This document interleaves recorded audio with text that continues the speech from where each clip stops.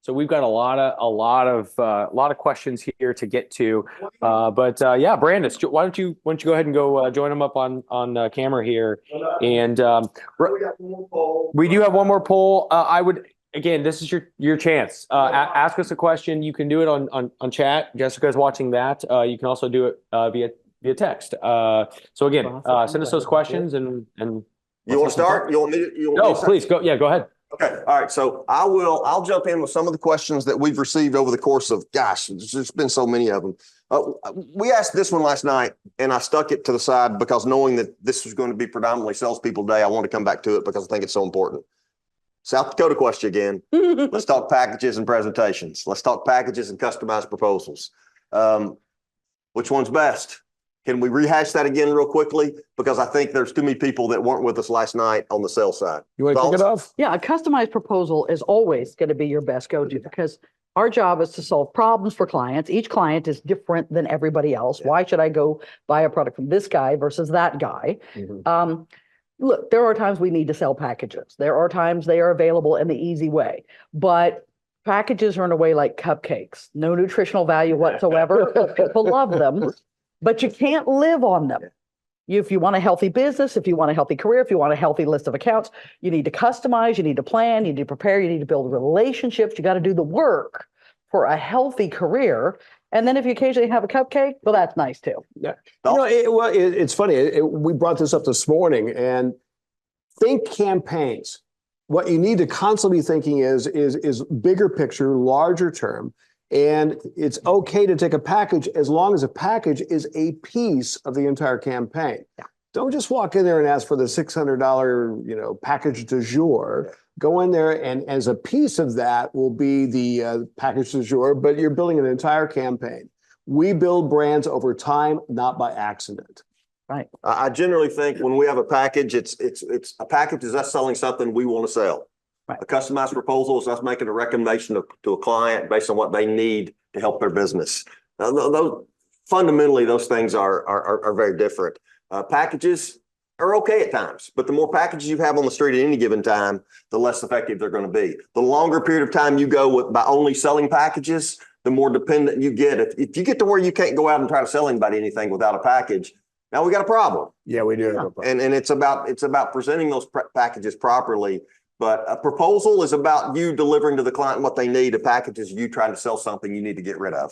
Yeah, a proposal is a long-term relationship, and you're going to keep that client. That's the way you're going to make your best money. Packages are basically a hookup.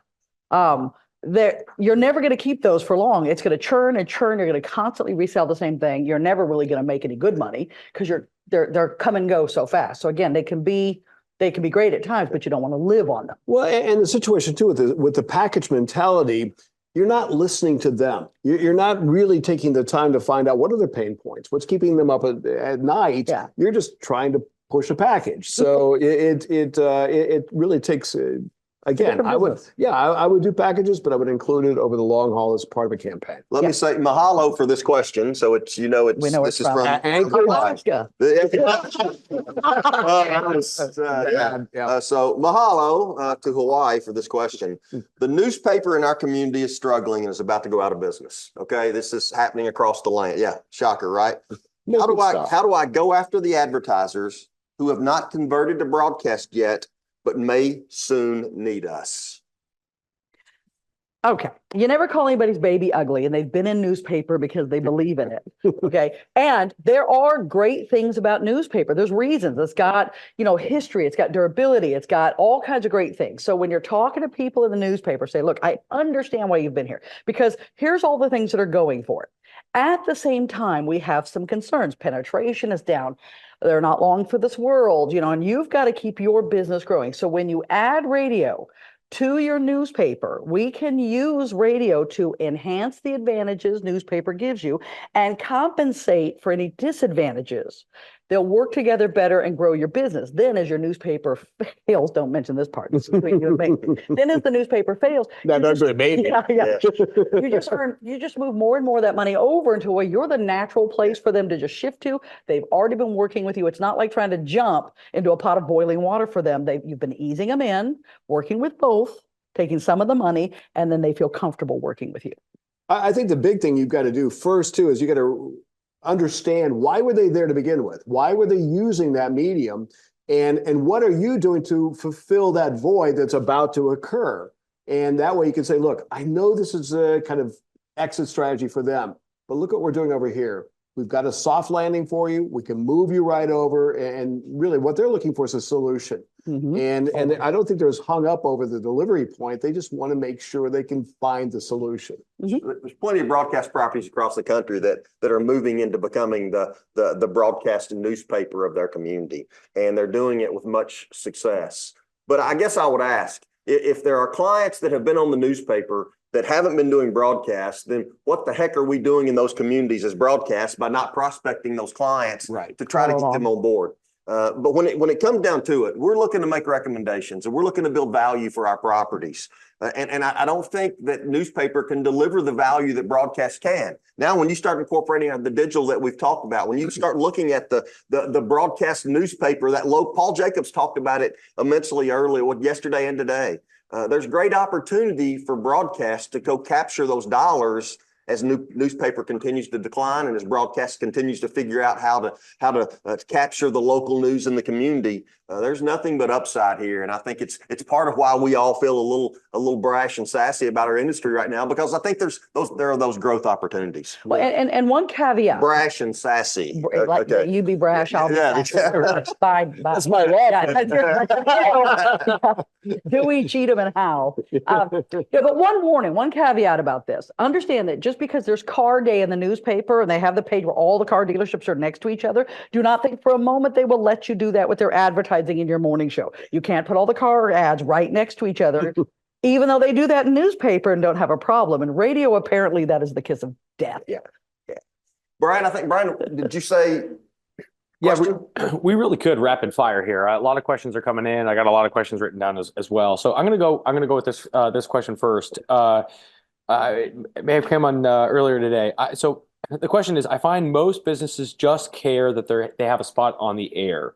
How do we get them to understand there are other things they should look at before choosing a station, right? So they're just like, oh, hey, I'm on air. On air is on air, right? How do we get them to believe or understand that, hey, we've got to look at audience and messaging. I guess I would start out there and say, as sellers, as customer delivery specialists, when we're just peddling something to a client, they're just seeing it as a spot. So they don't see the value in what we're doing. So a spot here is just like a spot over there. And if we're doing our job and we're trying to create value, then we're going to approach this differently. Think about this. Let's say that I have one station, Brandis has 3, and Speed has 5. A client may say, hey, I've got a $3,000 budget. So I'm going to give Speed 1,000, Brandis 1,000, and Darren 1,000. Wait, I've only got one station. I've only got one property. So why should I get 1,000? It's because that client sees all of us the same. Yeah. So it's important that Speed says, wait. I've got 5 stations. I've got the capability to sell you SEO, to do some geofencing for your clients, to do targeted display. I've got all these other things I can do. Darren, I've just got one station. I haven't embraced digital. I haven't embraced social, but we're all getting 1,000 because the client sees it as though I'm spending with Darren and Brandis and Speed. Well, the reality, it's not all the same. And so it's on Speed and it's on Brandis to help create their own value with everything they can offer, so that it's harder for me just to create 1,000 with me is the same as 1,000 with them. Does that make sense? It does. Yeah. And I think you always have to go back to the client and say, what's the goal? What is the purpose? What is it you want to achieve? And we sometimes forget to ask that most basic question. What is it you want to achieve? Because that's what's going to have to be in the creative, in the digital. They're going to have to track and measure to see if that's happening with us. Now, you will always have some clients who just want to hear themselves on the radio and have people at church say, I heard you on the radio, or put their grand troll on the radio. And I heard Little Beulah May on the radio. Makes me feel like buying a car. Right. And they're sure that just works because that's what they want. And Beulah May. Hey, I live in Texas. Yeah. How many personalities are in there, really? To be honest. It's a beauty. The voices are speaking to me and they don't like you very much. Anyway, so sometimes you have to deal with the ego sale and there's not much you can do, but it's like, in addition to being on the radio and all your friends noticing you, you say to yourself, what else is it you would like to achieve Right. with what we're doing so that you have boxes you can check? And if it's grow your business, if it's move more Accords off the lot, what specifically are they trying to achieve? You got to make sure you can do that. Yeah, I think the one thing that was missing through all this is if they're just going out and buying the station, right? What are you trying to achieve? And, Yeah. and most of the time when you're doing a needs analysis, it's more people, more often more stuff, right? I want more people walking through the door. Cool. Who is that? Tell me a Yeah. little bit about that person. You know, or I'm cool with my customer account. I just need them to come by more often. All right, we can work with that. Or I want them to have a bigger spend. I want them to make more purchases, more dollars per. These are the things you need to start getting into with them and say, you know what, I've got the perfect delivery point for you. Yeah. And it's going to involve radio. It's going to involve some digital. And we're going to build you a long-term campaign with some packages thrown in for fun. Exactly. And maybe you can voice some of the commercial. Okay. And Beulah Mick could do that. Keep her off my Brian. commercial. All right. Hey, this is a good one and one that comes up a lot, right? What is your take on competing with sites like Pandora, Spotify, and YouTube Radio? I would challenge, are we competing? Well, okay, so let me do this. So I've got a question I'm holding that came in earlier that let's piggyback off of. This question came from North Dakota. Why are we as an industry, are we not doing a better job of debunking the Pandora, Spotify streaming myth that their reach is so massive? Most agencies continue to have an outlandish preconceived notion that terrestrial and traditional are falling behind. And because of it, more and more avails are showing up in our market at an $8 cost per point or less. So at what point do we start fighting back as an industry and stop fighting against each other? So, okay, we rolled that into one. So I got a thought. You want to go? I got one. As long as we allow everybody else to control our narrative, then this is going to continue. As long as we don't start trying to tell our story just a little bit more. And everything you've heard today, you heard Chris Lytle talk about making it not selling but making a difference. You heard Eric talk about not selling but making an impact. So this is all about what the client needs. But here's how, for us, if we as an industry don't start telling our story better, Pandora, Spotify, fill in the blank, are going to continue to take away our story. Think about this. And I referenced this last night. I never told the story. I've got what I call my 1672 story. One day when my youngest daughter was still at home, I walked past her bedroom room one morning and I heard her say, "Alexa, play 95.9 The Vibe." And guess what? The radio came on. Landry was listening to the radio at home in the morning, getting ready for school.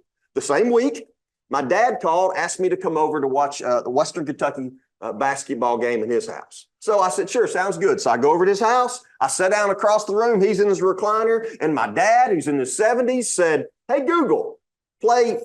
And the station came on. So we sat there and we watched the game. You told a similar story about the Chiefs the other day. This is a story with radio. Radio's back in the home in a way that it hasn't been in a long, long time. You've heard people talk about it over the course of the last day and a half. This is an important story that we're not telling. So therefore, we just allow Pandora and Spotify and SiriusXM to continue to take away our story because we're not out there fighting it. Television, here's one for you, okay? Do you realize that 95% of everyone watching television, they're doing it with a second screen in their hand, okay? It's a laptop, it's a cell phone, it's an iPad, it's something.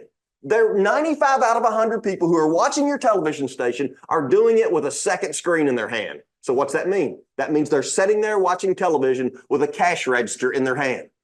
They can see the client's commercial. We all know that radio and television drive search. The more you're on radio, the more you're on television, the more somebody's likely to Google you. Okay. So it's also you can buy off the computer, off the phone. So those are two little stories, one for radio, one for television, that we need to be telling. We need to be engaging our clients. Here's the reality. I often hear that comfort and conviction don't live in the same neighborhood. All right. It's very comfortable for you to go out and still have the same old dang conversations you're having and let Pandora and Spotify continue to tell their story. And people say, well, we're not. Well, we are. We are. So you got to have some conviction about our industry, and you got to start telling the story. And it's time we took our mountaintop back and quit letting some of these other people that don't have near the market share that we do get credit for things we're not getting credit for. You want to pull the plug on them? Sorry. I heard this story about 3 weeks ago, and it happened in fourth quarter. It happened right before Christmas, right?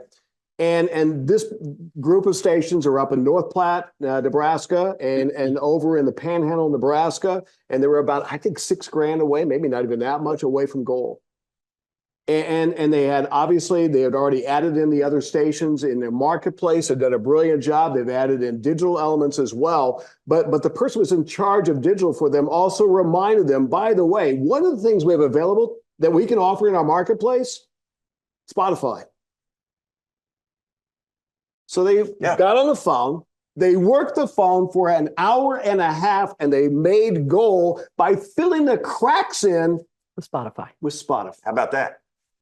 I mean, that totally pulls the plug. Well, look how awesome they are. Great. How much should I put you down for? Yeah. I mean, there are so many ways to work around this. Well, I think if I could chime in on this, I mean, case in point, I mean, we just heard Nelson Cade. How are we going to listen to Nelson Cade? Yeah. How are we going to go find him? What did he say?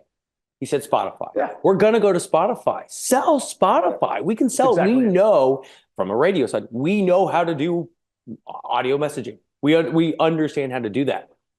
Do it through Spotify. And is it And a again, more there is expensive dollar? Okay, maybe it is, but it's a dollar you didn't have. Yeah. I hope you're not listening to Spotify when the tornado rips through the Midwest. Okay? I hope you're not listening to Pandora when the snowstorm's coming. Okay? Queen, thoughts? Yeah, I do. I'm going to preach a little heresy here that'll probably get me blackballed forever. But We've already been talking. Cheering on the end. you were getting when you asked me, right? But here goes nothing as I jump in the pool. Here's the facts. Pandora, XM, Sirius, who merged, Spotify, all these guys, they are radio. Yeah.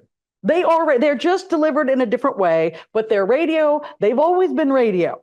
Now, when they first began to appear, those of us in the business as it was did not want to hear that. We didn't want to think of them as radio. They were other. In fact, it was Sirius who first labeled us terrestrial radio, a term that makes my hair stand on end because it makes us sound like dinosaurs. And they called us that, and now I hear us calling us that. Also, when we say and traditional, which makes us I sound hate that. old, Hate that. and we are new and cutting edge, and we can do anything anyone else can do except show pictures like no, we can't show pictures like television. Ha ha ha. So they're all radio. Just like you sell against competitors in your market, we do sell against them. They are our competitors. So you know your enemy. You have to know what they're good at and give them the credit for that. Know what they're not good at and make sure to remark upon it. Know what you're good at. What can your station do that they cannot?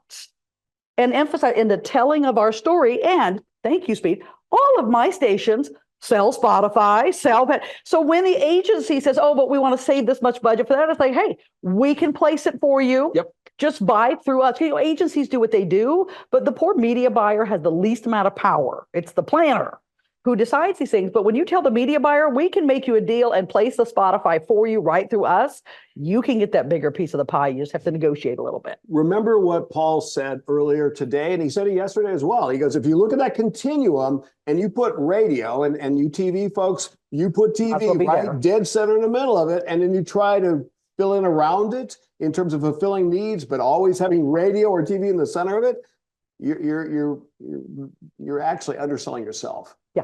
Right? What you've got to look at is every tool in the toolbox that's available. You want Spotify, you like Spotify, great. How much say should I put you Spotify. down for? Yes. He said to ask us a question again on it. Exactly. Yeah. I'm all They're fired. not ugly other. They're the same as we are. We just position with our story, our stations, and sell them too. There's not anything the others can do that we cannot do if we will just get out there and do it. Yeah.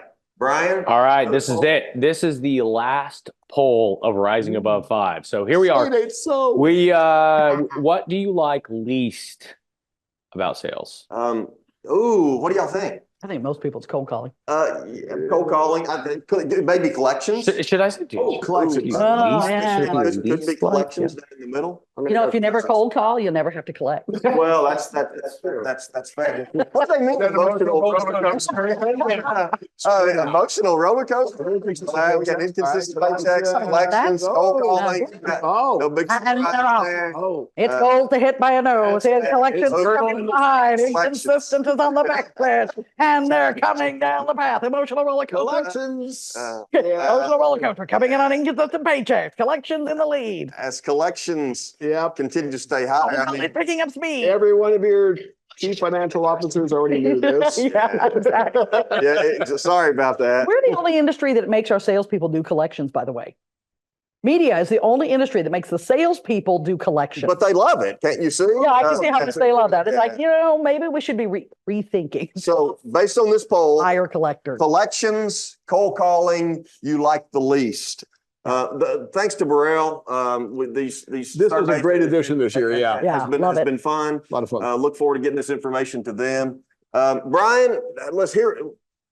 We've been doing this all day. You got another question or two you want to throw at us? Yeah, let me toss this one out there, and I'm going in a different direction here. Okay. All right. So, Of life. okay. So this individual, Eric, actually asked this question yesterday, and I wanted to come back to it because he just resent it again. So, Darren, any insight into pricing for the podcast station idea? It was so out of the box, fantastic. Any suggestions, guidance would be much appreciated. Well, here's what I would share with you. Swaggerinstitute@gmail.com. Swaggerinstitute@gmail.com. Reach out to me. I engaged in conversation with this broadcaster. We talked pricing a little bit on what they were doing. I'll be happy to try to talk you through that. I don't have a lot of specifics about it. I love the idea. I'm going to be back up there this year. I look forward to engaging them more about that. But when you think about podcasting and you think about building out a studio, we got too many properties with empty studios that aren't active anymore.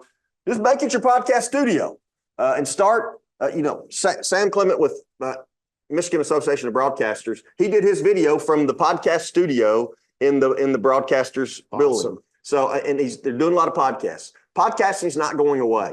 You heard Paul Jacobs say, how do you make money on it? It's really hard. Yeah. I think this may be a way that broadcasters, especially in small communities that are really engaged in their community, can build out the podcast studio, can go out and work with nonprofits on that. And I think it's a way that you can make some money. So reach out to me. I'll be happy to try to help if I can. That's great. All right, Brian, got more?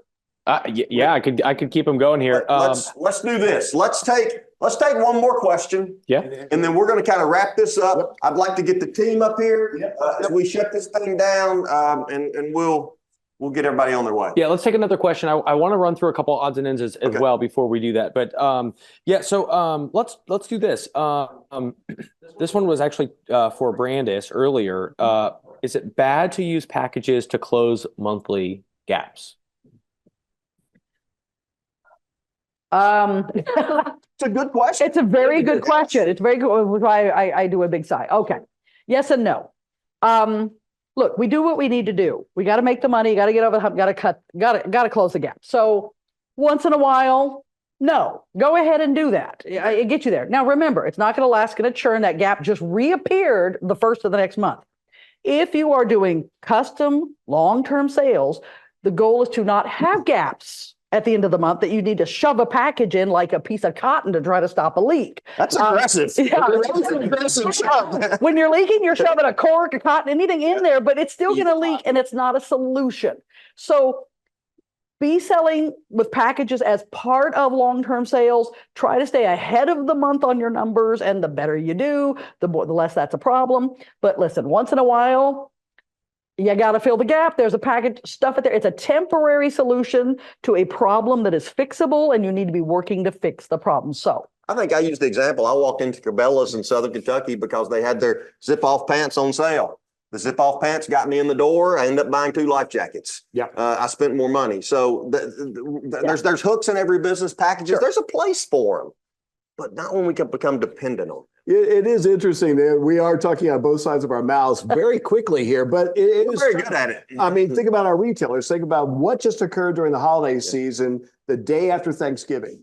Yep. Black Friday. Yep. Guess what that was? It was the biggest package in the USA for sure. Every year. And there is a place for it, and we expect it. But you're right. There's the other 364 days of the year that they need to be, building trust and really designing plans. And to add to piggyback onto that, you take a company like Macy's, who has a sale like every Tuesday, and Macy's has taught their customers to never buy anything full price. So Black Friday, great package palooza. I'm all over that all the way through the end. Love it. Look forward to it. Great thing. Glad it's there. But Macy's, why would I ever buy anything full price? Because they've taught people to wait for the sale. Don't be Macy's.